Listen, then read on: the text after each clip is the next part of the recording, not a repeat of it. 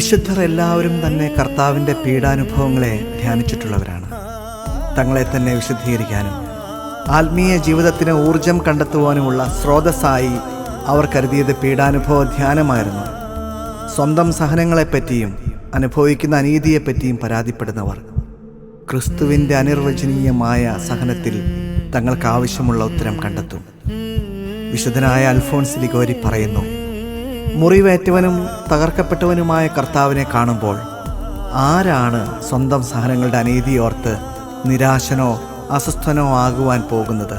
ആമേൻ. നിണമണിഞ്ഞ കാൽപ്പാടുകൾ പിന്തുടർന്നു ഞാൻ വന്നു, ക്രൂശിൽ പിടയും യേശുവേ നിൻ മിഴികളിൽ നോക്കി നിന്നു.